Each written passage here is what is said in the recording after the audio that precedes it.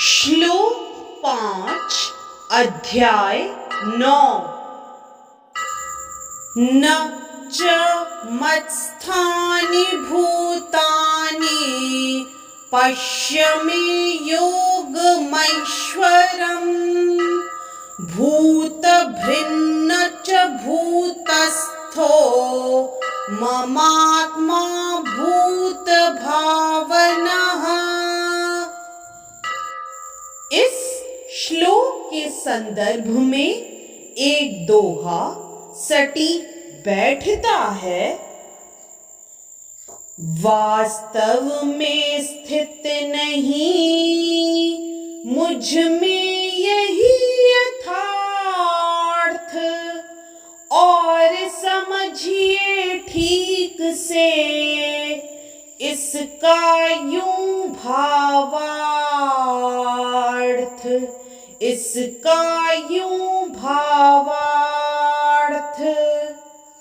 मेरा आदि न अंत में शाश्वत रहित विकार, सबका उद्भव करूं मैं पालन और संहार, पालन और संहार।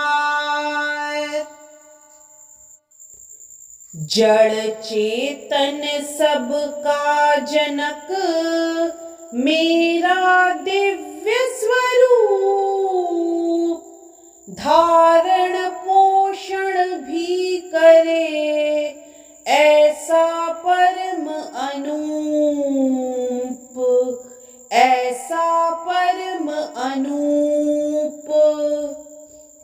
किंतु सभी उन प्राणियों में मैं स्थित नहीं,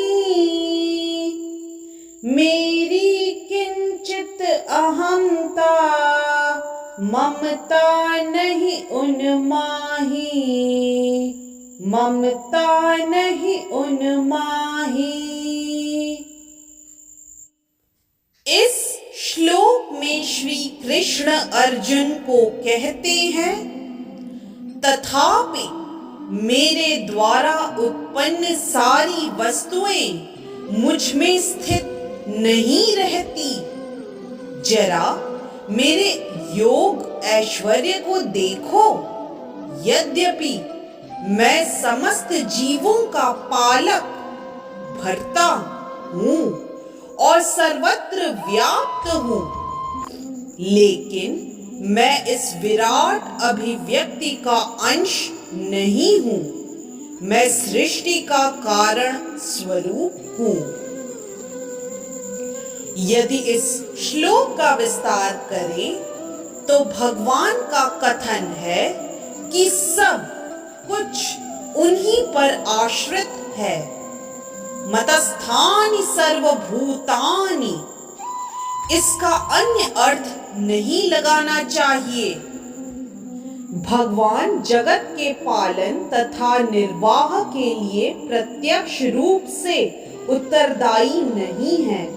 कभी कभी हम एटलस, एक रोमन देवता को अपने कंधों पर गोला उठाए देखते हैं।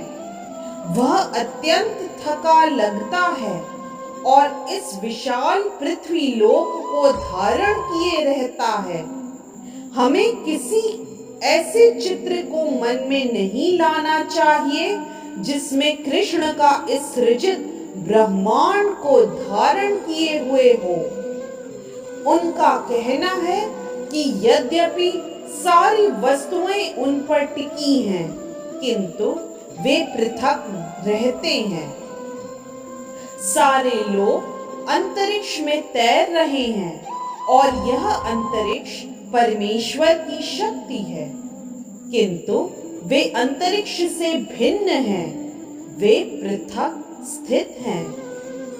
अतः भगवान कहते हैं, यद्यपि ये सब रचित पदार्थ मेरी अचिंत्य शक्ति पर टिके हैं, किंतु भगवान के रूप में मैं उनसे पृथक हूँ। यह भगवान का अचिंत्य ऐश्वर्य है। वैदिक कोश निरुक्ति में कहा गया है, युज्यतेनेन दुर्गतेषु कार्येषु। परमेश्वर अपनी शक्ति का प्रदर्शन करते हुए अचिंत्य आश्चर्यजनक लीलाएं कर रहे हैं। उनका व्यक्तित्व विभिन्न शक्तियों से पूर्ण है और उनका संकल्प स्वयं एक तथ्य है। भगवान को इसी रूप में समझना चाहिए। हम कोई काम करना चाहते हैं तो अनेक विघ्न आते हैं और कभी कभी हम जो चाहते हैं वह नहीं कर पाते, किंतु जब कृष्ण कोई कार्य करना चाहते हैं तो सब कुछ इतनी पूर्णता से संपन्न हो जाता है कि कोई सोच नहीं पाता कि यह सब कैसे हुआ। भगवान इसी तथ्य को समझाते हैं।